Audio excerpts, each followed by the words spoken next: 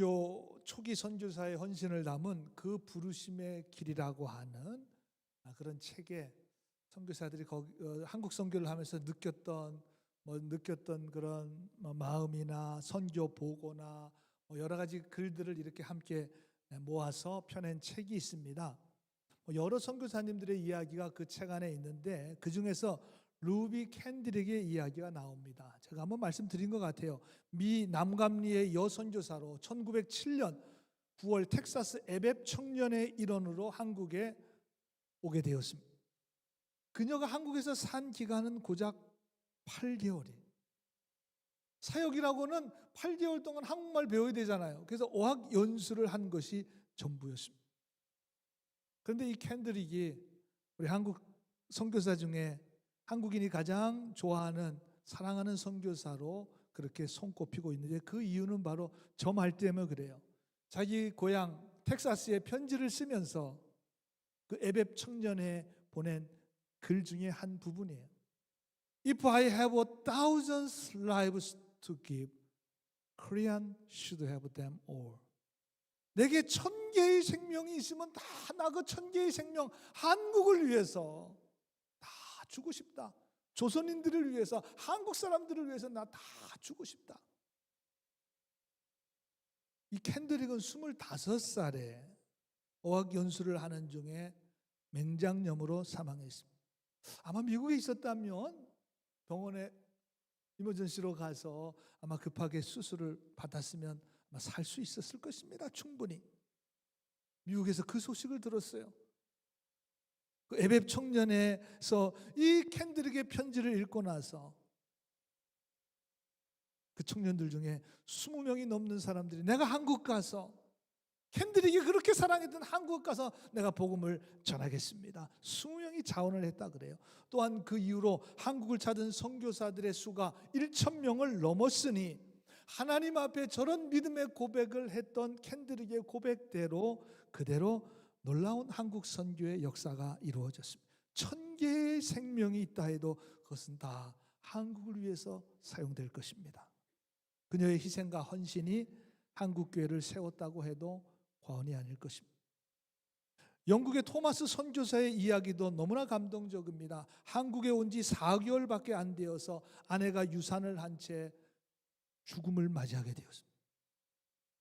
본인도 선교사로 나온 지 2년도 채 되지 않아 대동강가에서 목이 잘려 순교하게 됩니다. 이분이 한국 최초의 순교자요 선교사입니다.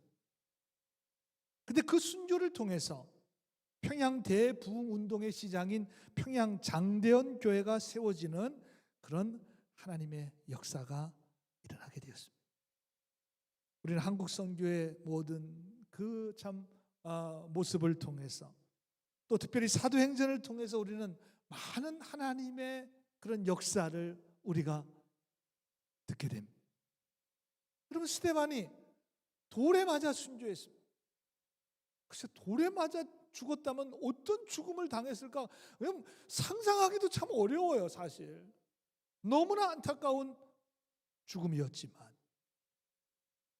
스데반을 통해서 복음의 역사가, 스데반이 죽고 핍박이 오므로 교인들이 흩어졌습니다.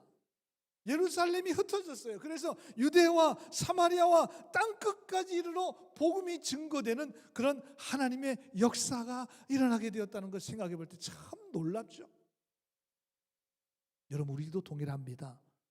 하나님 나라를 위해서, 교회를 위해서, 복음을 위해서 우리 교회가 지난 20주년을 축하하고 기념하는 시간을 가졌는데 지난 20년 동안 많은 성도들의 희생과 헌신, 기도와 순종이 있었습니다. 저는 여기에 다 배어 있다고 생각이 돼요. 다 곳곳에 다 배어 있습니다. 그리고 오늘 지난 20년 동안 참 수고해 주시고 애써 주신 분들의 그 희생도 참 중요하지만 오늘 지금 여러분들이 이곳에서 믿음 생활하면서 흘리는 땀과 헌신, 기도와 순종을 통해서 놀라운 하나님의 역사를 이루어 간다고 하는 사실을 물론 알고 있어요. 그렇지만 다시 한번 오늘 말씀을 통해서 여러분 잘 깨닫게 되기를 우리 주님의 이름으로 간절히 축원합니다. 옆 사람은 이렇게 인사했으면 좋겠어요. 오늘도 하나님은 당신을 통해 일하십니다. 오늘도 하나님은 당신을 통해 일하십니다. 그렇죠. 여러분들 통해 일하시는 거예요. 여러분들을 통해 이 하나님의 교회를 잘 세워가시는 것입니다. 그렇다면 하나님의 역사를 이루기 위해서는 어떻게 해야 되느냐? 어떤 삶을 살아야 됩니까? 오늘 읽은 본문 26절에 보니까 주의 사자가 빌립에게 말하 이르되 일어나서 남쪽으로 향하여 예루살렘에서 가서로 내려가는 길까지 가라 하니 그 길은 광야라 그랬습니다. 예루살렘 교회의 스데반의 죽음과 핍박으로 인해서 교인들이 흩어지게 되었습니다. 그래서 빌립이 예루살렘에 있다가 지금 사마리아까지 가게 돼요. 그곳에서 복음을 전하니까 사마리아 성 사람들이 예수를 믿고 세례를 받고 성령의 큰 능력과 역사가 나타나게 되었습니다. 그래서 사도행전 8장 8절에 보면 그 성에, 저게 사마리아 성이에요. 예루살렘에만 있던 복음이 핍박으로 흩어지면서 사마리아까지 가게 되었습니다. 큰 기쁨이, 소망이 거기에 넘치게 되었습니다.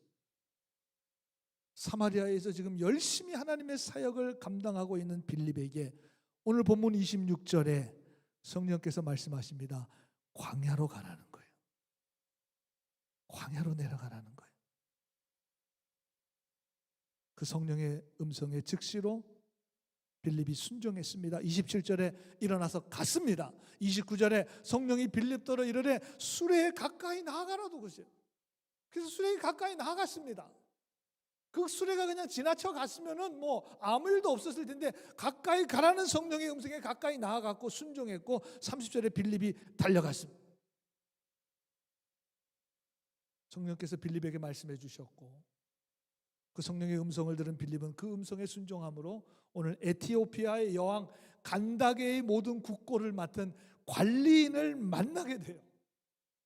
이 한 사람에게 복음을 증거함으로 그 한 사람이 예수 믿고 세례받게 되었습니다. 오늘 읽은 내용이 그 내용이잖아요.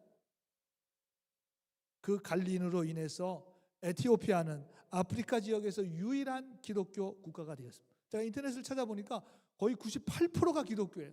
그러니까 거의 뭐 전 국민이 다 기독교예요. 국교가 되었습니다.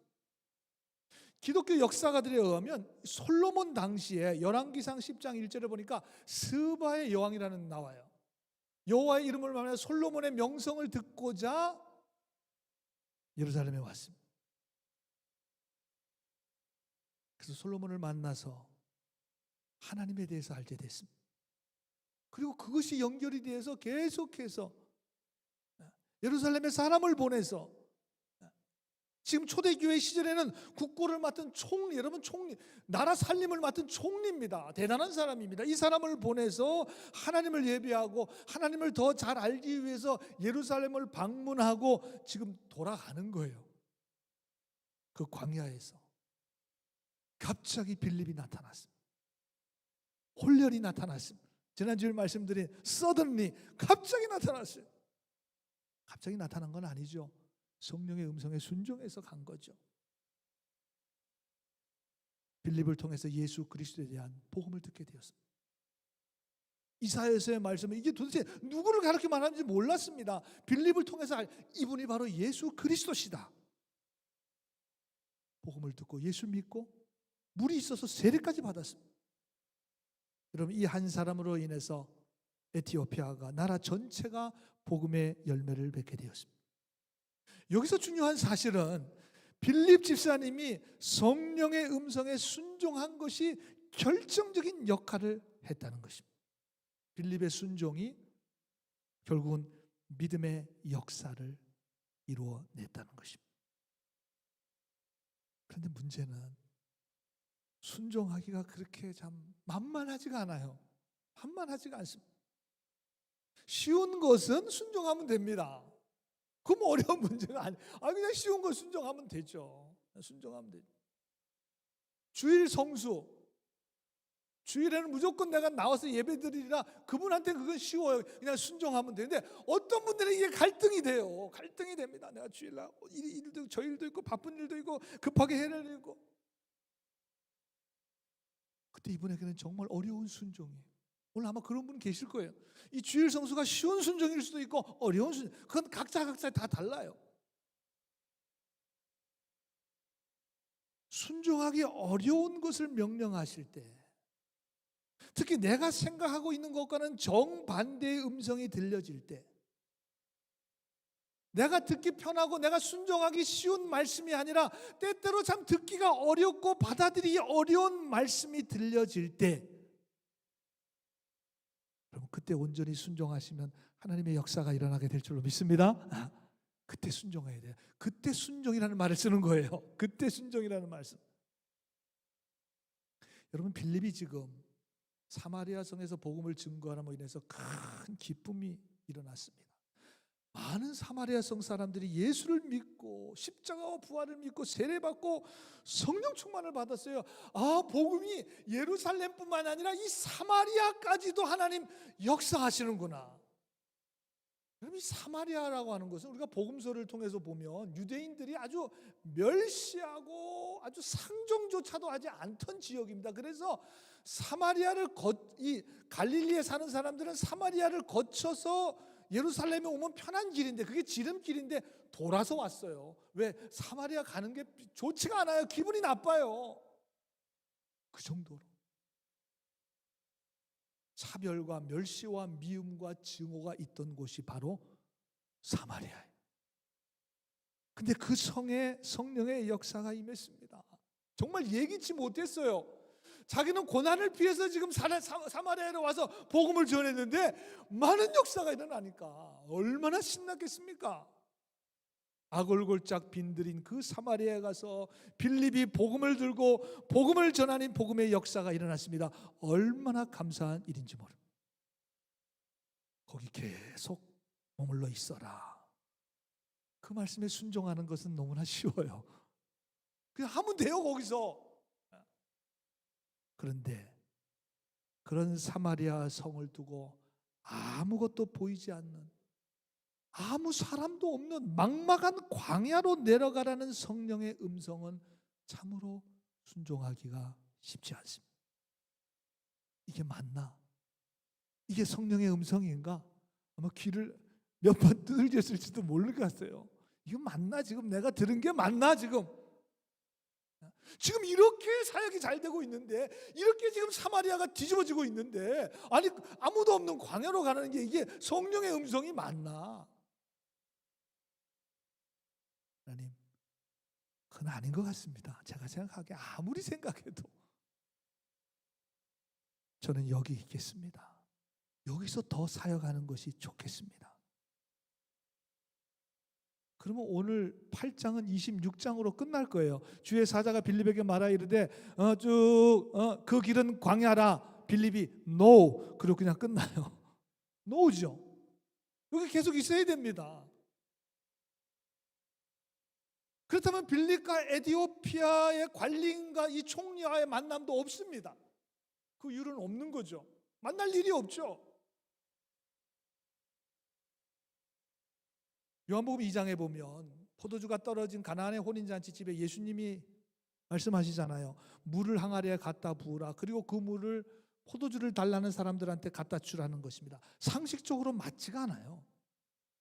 물을 갖다 부으라고 했을 때 항아리에, 그건 뭐 그 정도, 좀 이치엔 안 맞지만 지금 포도주 떨어졌는데 지금 물 갖다 부으라 그러니까 지금 빨리 가서 가게 가서 사오든지 어디 집 가서 빌려오든지 뭐 그런 방법을 취해야 될 텐데 전혀 맞지 않은 항아리에 갖다 물을 부으라는 거예요. 그래도 뭐 그 정도 하겠습니다. 갖다 부었어요. 말은 안 되지만. 근데 그 물을 떠서 포도주를 달라는 잔치집에 모인 사람들에게 갖다 주라는 것입니다. 그건 순종하기 쉽지 않을 것 같아요. 그거는 왜? 욕먹을지도 모르잖아요. 아니 이런 물을 떠왔냐고. 아마 물벼락을 맞을지도 몰라요. 그런데 이제는 떠서 연회장에게 갖다 주라 하심에 아무 말이 없어요. 속으로 갈등은 있었을 것 같아요. 아이들도. 그런데 갖다 주었습니다. 순종했습니다. 물이 변해서 포도주가 되는 역사를 직접, 그게 뜰 때 변했는지 갖다 줄 때 변했는지 먹을 때 변했는지는 모르겠지만 어쨌든 그 증거를 생생히 본 체험한 사람들이 되었습니다. 물이 변해 포도주가 되는 역사의 증인이 되었습니다. 순종하는 사람들, 말씀에 순종했기 때문에. 오늘 부부가 있었습니다. 한국에서는 보통 점심 먹고 주일 아침 예배 드리고 이렇게 1부, 2부 예배 드리고 점심 먹고 또 오후 예배가 있어요. 남편은 오후 예배 참석을 하고 아내는 다른 일이 좀 있어서 가지고 오후 예배 참석을 못했습니다. 오후 예배를 마치고 돌아온 남편이 갑자기 달라진 거예요. 아내가 하는 집안일을 막 도와주기 시작합니다. 아내를 위해서 아주 편안하게 그리고 아주 행복하게 아내를 엄청 아끼고 사랑해 주는 거예요. 하루뿐만이 아니라 이틀, 사흘, 수요일까지 계속해서 이 아내가 생각하기를 이 인간이 이렇게 변했나? 왜 이렇게 변했나? 지난 주일 오후에 말씀에 큰 은혜를 받았겠구나. 그래서 수요일 저녁 예배에 나가면서 목사님을 찾아갔습니다. 목사님께 말합니다. 목사님, 저희 남편이 지난 오후 예배 때 아주 큰 은혜를 받은 것 같습니다. 집에 와서 엄청 잘합니다. 너무나 변했습니다. 목사님, 지난 주일 오후 설교가 아내를 사랑하라는 설교였나요? 그랬더니 목사님이 아닌데요, 원수를 사랑하라고 설교했는데, 원수를 사랑하라고 설교했는데, 이분이 진짜 원수를 사랑한 거예요. 주님의 말씀으로 듣고. 그랬더니 그런 변화의 역사가 일어나. 네, 목사님, 순종해야 된다는 건 압니다. 교회에서 여러분 늘 너무나 자주 듣는 이야기죠. 좀 더 그러나 구체적으로 그러면 어떻게 하나님의 음성을 들을 수 있습니까? 여러분, 이거 굉장히 중요합니다. 무슨 방법으로 하나님의 음성을 들을 수 있겠습니까? 하나님의 음성을 들어야 순종을 하지 않겠습니까? 그렇습니다, 여러분. 들어야 순종하죠. 아무것도 듣지도 않는데 내 마음대로 하는 건 그건 순종하는 게 아니죠. 음성을 듣고 순종해야 합니다. 2000년 전 오늘 본문 말씀해 보니까 26절에 주의 사자가 빌립에게 말씀하셨습니다. 주의 사자의 음성을 들었습니다. 그리고 순종했어요. 한국말로는 주의 사자라고 번역했지만 모든 영어 성경에 보니까 angel이라고 표현했습니다. An angel of the Lord.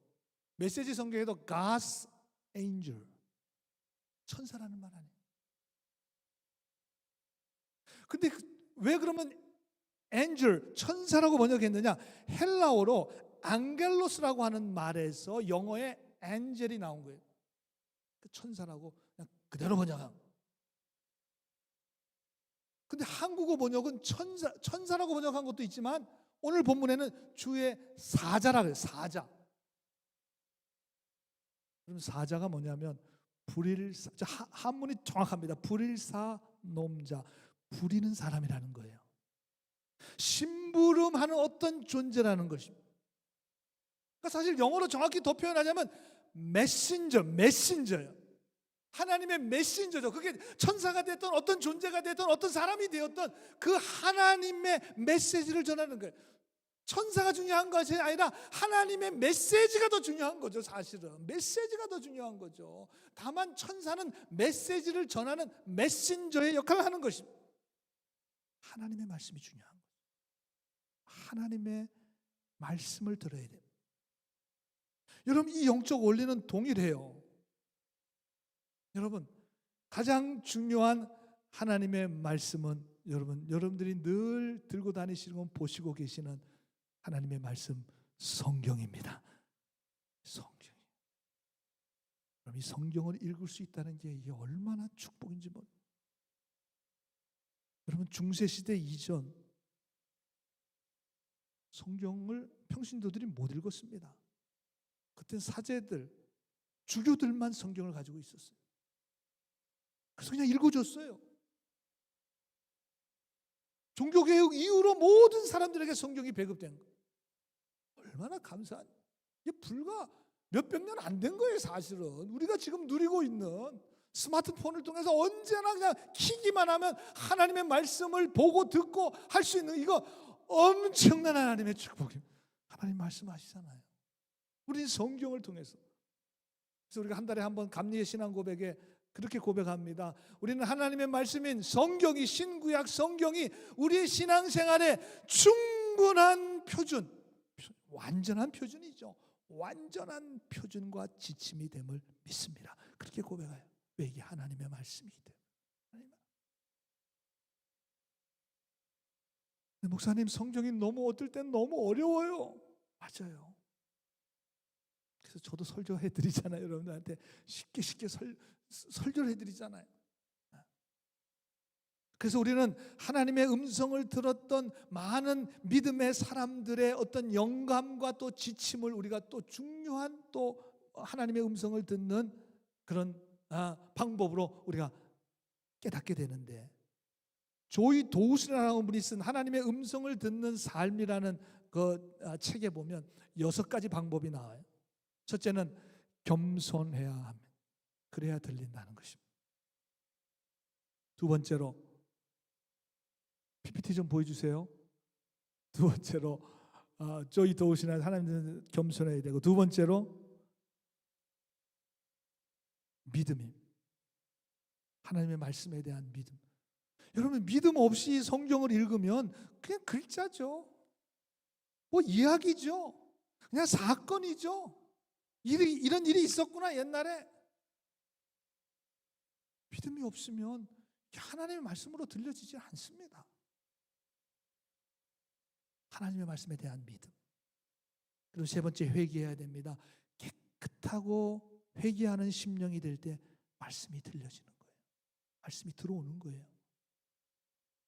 넷째로, 자신의 의지를 꺾어야 됩니다. 자신의 생각과 의지와 판단을 다 가지고 성경을 읽으면, 그러면 자기 생각이 더 우선이 되는 거예요. 말씀이 들어오지 않습니다. 들려지지가 않는 거예요. 다섯 번째는 기다려야 됩니다. 인내하며 기다려야 되고, 여섯 번째는 영적인 분별력이 있어야 합니다. 좀 더 구체적으로 5만 번 응답받은 조지 뮬러라고 하는 유명한 뮬러 목사님은 하나님의 음성을 듣는 법에 대해서 6가지로 이렇게 얘기했습니다. 자기 자신의 의지를 꺾어라. 이건 아까 도우슨하고 똑같아요. 어떤 문제에 대해서 자신의 의지가 전혀 없는 상태까지 이르도록 하라는 것입니다. 그것이 바로 내가 주님 말씀에 순종하겠습니다, 그런 자세가 되고, 그때 들려진다는 거예요. 그때 들려진다. 두 번째로, 기분에 너무 의지하지 말아라.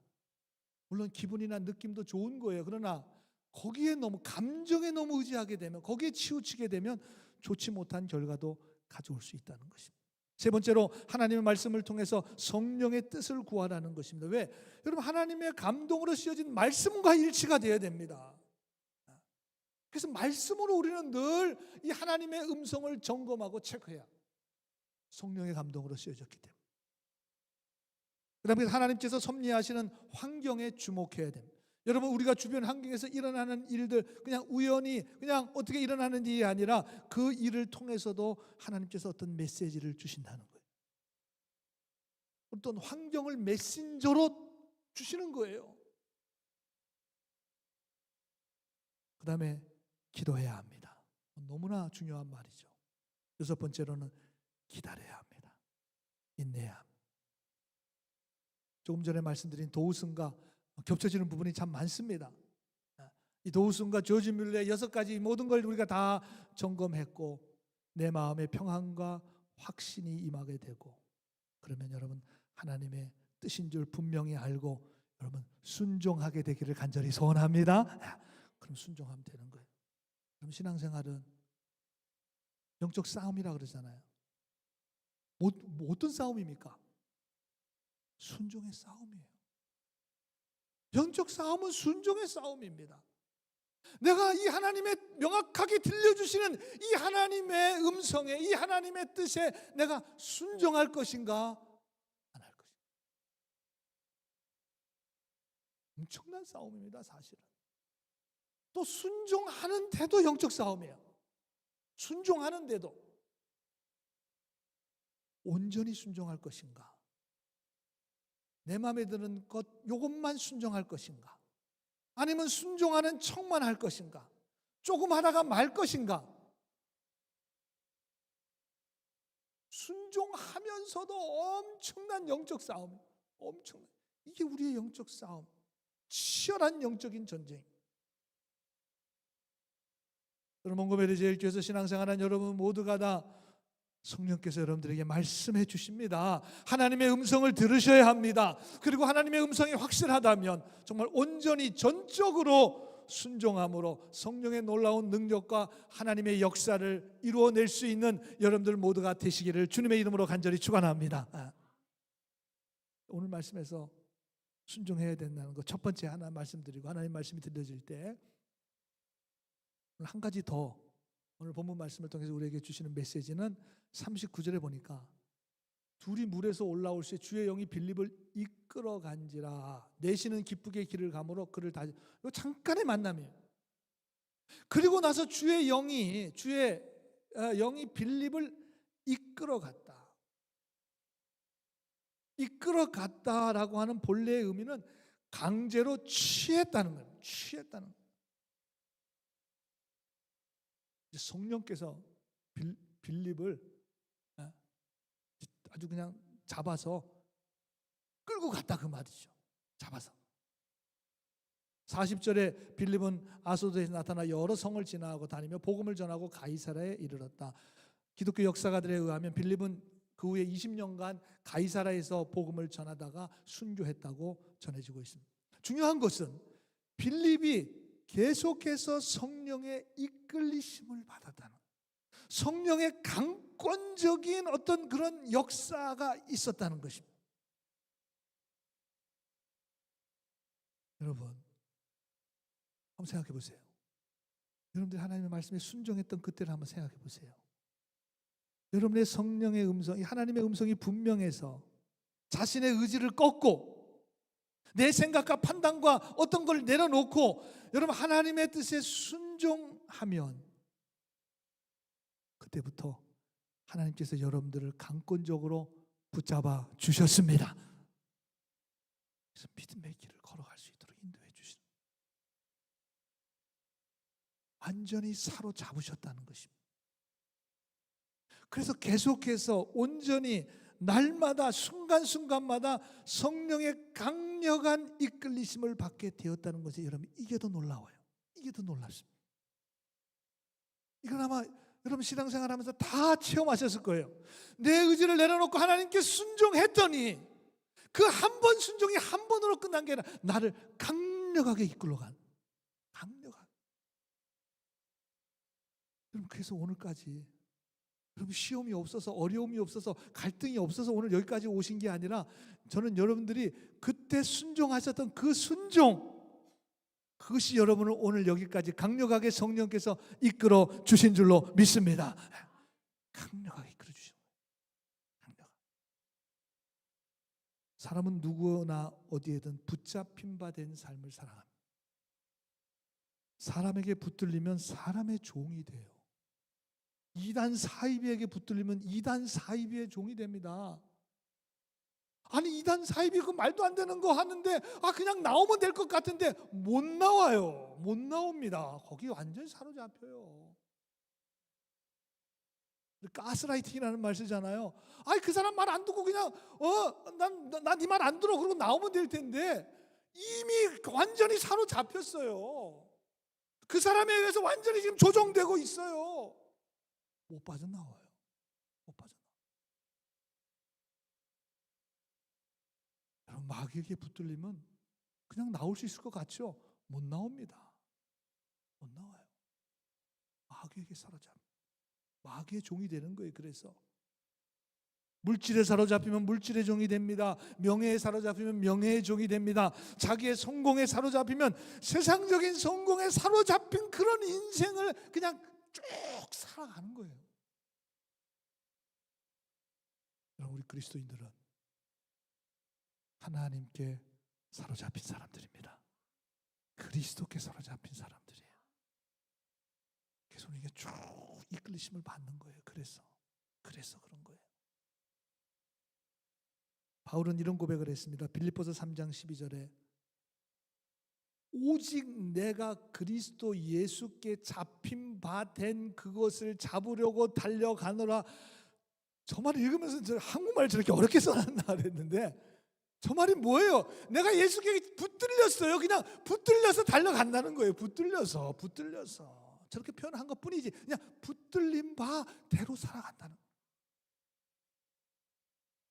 그러면 주님께 붙들리시면 주님의 종이 되고 주님의 제자가 됩니다.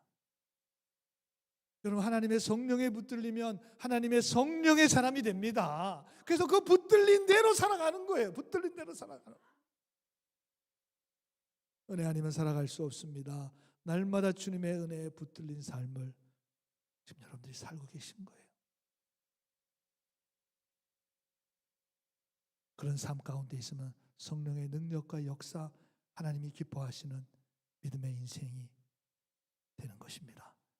지금 참 어렵고 힘든 시대를 우리가 살아가고 있음이 분명해요. 분명합니다. 아니라고 할 사람 아무도 없어요. 그러나 우리 그리스도인들은 그런 세상의 환경과 상황과 처지에 사로잡혀 살아가서는 안 됩니다. 왜? 우리는 이미 주님께 사로잡혀 있기 때문에 더 이상 누구도 이 세상의 어떤 것도 우리를 사로잡을 수 없습니다. 왜? 여러분들은 이미 하나님께 하나님의 성령에 사로잡혀 믿음의 삶을 살아가고 있습니다. 모두가 다 성령께 온전히 사로잡혀 하나님이 여러분들에게 어떤 말씀을 하시든지 간에 내 의지를 꺾고 내려놓고 하나님의 음성에 순종하심으로 우리 교회를 통해서 여러분의 가정을 통해서 여러분의 삶을 통해서 하나님의 많은 역사와 능력을 이루어내는 이 시대에 참된 그리스도인의 삶을 살아갈 수 있는 여러분들 모두가 다 되시기를 우리 주님의 이름으로 간절히 축원합니다. 그렇게 되기를 간절히 소원합니다. 기도하겠습니다.